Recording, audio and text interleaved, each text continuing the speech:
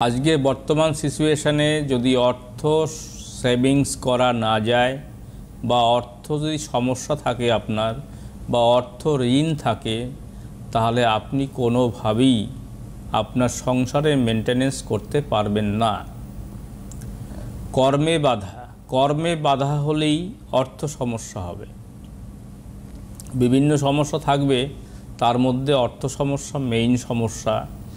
আজকের দেখুন, এই যে কর্মে বাধা, সেটা হতে পারে পড়াশোনায়, সেটা হতে পারে ক্যারিয়ারে, সেটা হতে পারে বিবাহ ক্ষেত্রে, সেটা হতে পারে পারিবারিক সুখ শান্তি ক্ষেত্রে, সেটা হতে পারে দৈনন্দিন জীবনের বিভিন্ন কর্মক্ষেত্রে।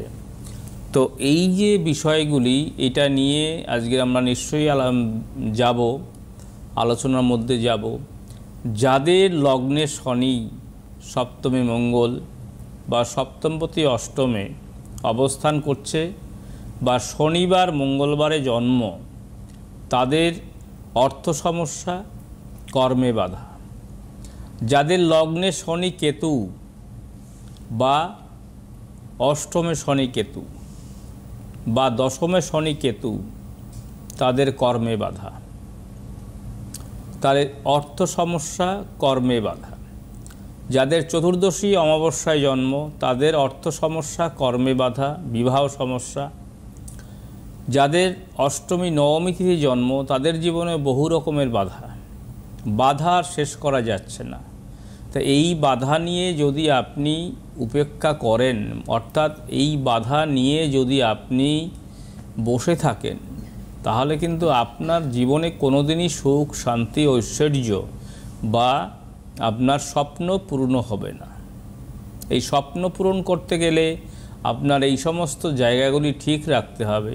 তার মধ্যে যেমন কালসর্পযোগ, বীরযোগ, সাড়ে ভৌতিক যোগ, গুরুচণ্ডালী দোষ, দারিদ্র দোষ, মাঙ্গলিক, বিভিন্ন রকমের কেমদ্রম দোষ, এই যে বিভিন্ন রকমের যে দোষগুলি আছে কোষ্ঠীর মধ্যে, হরস্কোপের মধ্যে, যেটা জন্মকালীন সময় হয়ে এসছে, আপনি যতক্ষণ পর্যন্ত সেই জায়গাটাকে প্রতিকার প্রতিবিধানের মাধ্যমে অ্যাক্টিভেশন করতে না পারবেন, ততক্ষণ পর্যন্ত আপনার কিন্তু সমস্যা লেগেই থাকবে।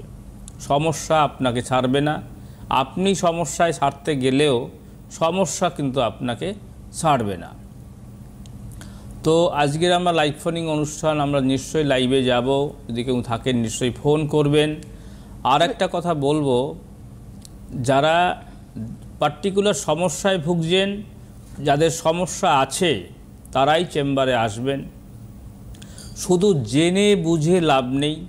আপনি যেটা জানেন সেটা আমিও জানি, কারণ আমার অভিজ্ঞতা এতটাই প্রখর, কোষ্ঠী না দেখে বলে দেওয়া সম্ভব যে কি সমস্যায় আপনি ভুগছেন।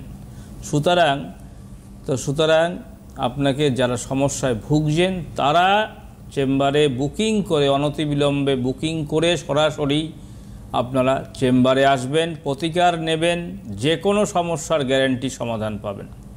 যদি সেটা করতে চান, দেবাশিস শাস্ত্রী একবার, দেবাশিস শাস্ত্রী বারবার নয়, দেবাশিস শাস্ত্রীর কাছে একবার গেলেই যথেষ্ট। আপনার জীবনে যে কোনো সমস্যাই থাকুক না কেন, আপনি তার নিশ্চিত সমাধান পাবেন।